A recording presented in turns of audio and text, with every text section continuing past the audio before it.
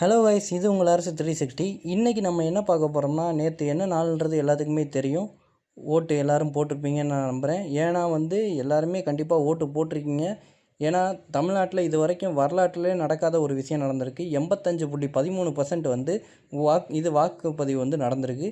So எல்லாருமே கண்டிப்பாக ஓட்டு போட்டிருக்கீங்க.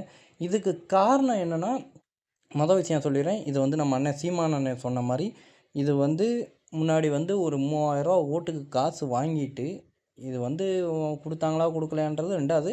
ஆனால் இப்போ அடிப்படையாக பேசுகிற வார்த்தைகள்லாம் 3000 காசு ஓட்டுக்கு வாங்கிட்டு, அந்த ஓட்டை போய் போடுவோமா, என்னத்தான் போட்டோம் அப்படின்னு இருந்த காலம் போய், இப்போ 1,00,000 செலவு பண்ணி வெளிநாட்டிலேருந்து இங்கே ஓட்டு போடுற நிலைமைக்கு கொண்டு வந்தது நம்ம புதிதாக வந்திருக்க நம்ம விஜய் சார் அவர்களே சாரும். ஏன்னா எல்லாத்துக்கும் ஒரு சின்ன குழந்தை முதற்கொண்டு அரசியல் பேச வச்சது விஜய் சார் தான். அதுக்கு அவங்களுக்கு ஒரு மிகுந்த வாழ்த்துக்கள் தான் சொல்லணும். ரெண்டாவது இப்போ இந்த 85.13% ஓட்டு இது வாக்குப்பதிவு நடந்திருக்கு.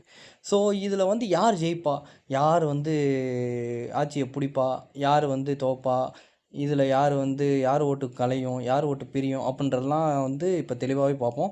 மொதல் விஷயம் இப்போது இவ்வளோ தூரம் தாண்டி ஓட்டு போடுறாங்க, அதனால் விஜய் சார் ஜெயிச்சிருவாரா அப்படின்னு கேட்டிங்கன்னா, அது நமக்கு ஒரு கேள்விக்குறியாக தான் இருக்கும். ஏன்னா டிஎம்கே பொறுத்த வரைக்கும் நம்ம பெண்களோட சப்போர்ட் அதிகமாகவே இருக்குது. ஏன்னா இப்போ நமக்கு பெண்கள் ஊக்கத்தொகை அதெல்லாம் நிறையா கொடுத்துருக்காங்க. ஸோ அவங்களுக்கும் சப்போர்ட்டிங் இருக்குது. ஏடிஎம்கேவை பொறுத்த வரைக்கும் அப்போ இருந்து நமக்கு எல்லா விஷயங்களும் கொரோனா காலத்தில் அவர் நிறையா விஷயங்கள் நமக்காக பண்ணியிருக்காரு. ஸோ ஏடிஎம்கேக்கும் நிறையா சப்போர்ட்டிவ்ஸ் இருக்குது. விஜய் சாருக்கு கண்டிப்பாக முதல் வாக்காளர்கள் அனைவருமே விஜய் சாருக்கு நிறையா வாக்குகள் செலுத்தியிருக்காங்கன்னு நம்ம நம்பிகிட்ருக்கோம்.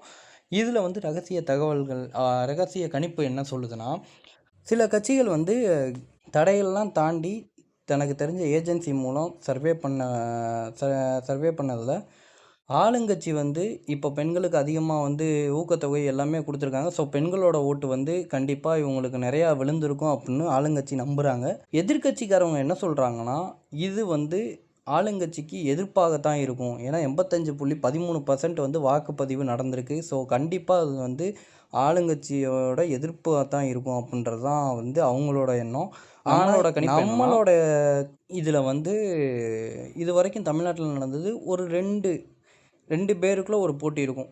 டிஎம்கே ஆர் ஏடிஎம்கே, இவங்க 2 பேர்த்துக்குள்ள ஒரு போட்டி நடக்கும். அந்த போட்டியில் யாராச்சும் ஒரு ஆள் தான் கன்ஃபார்ம் வின் பண்ணுவாங்க அப்படின்ற மைண்ட் தாட் தான் இத்தனை வருஷமாக நம்ம வாழ்க்கையில் இருந்தது. ஆனால் இப்போ மும்முனை போட்டி ஆயிடுச்சு.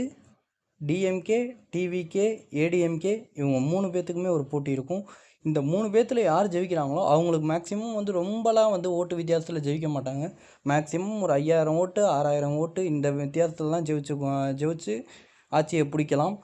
ஸோ மக்களே, இது வரைக்கும் நான் எனக்கு தெரிஞ்ச விஷயங்கள் ஏதோ இது வரைக்கும் நான் புரிஞ்சுக்கிட்ட விஷயங்களை வச்சு நான் உங்களுக்கு ஒரு வீடியோவில் எல்லாத்தையும் சொல்லியிருக்கேன்.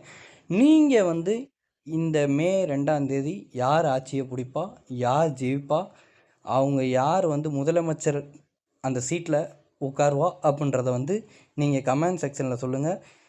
அதுலேயே நமக்கு தெரிஞ்சிடும். இப்போது ஒரு சோசியல் மீடியான்றது எதுக்கு? மேக்ஸிமம் சோசியல் மீடியாவில் நம்ம யாருக்கு அதிகமாக ஒரு கான்செப்ட் கொடுக்குறோமோ அவங்க தான் கண்டிப்பாக வின் பண்ணுவாங்க அப்படின்ற ஒரு தாட் இப்போ எல்லாத்துக்குமே வந்துடுச்சு. ஸோ மக்களே, நீங்கள் இப்போ இதில் கமெண்ட் பண்ணுங்கள். அதை வச்சு நம்ம அடுத்த வீடியோ இதில் சந்திப்போம். அதுக்கு இடையில் எனக்கு ஏதாச்சும் ஒரு நியூஸ் கிடச்சிச்சின்னா கண்டிப்பாக நான் உங்களுக்கு ஷேர் பண்ணுறேன். அதுவரை உங்களை விட்டு பிரிவது அரசு 360 அப்டேட்.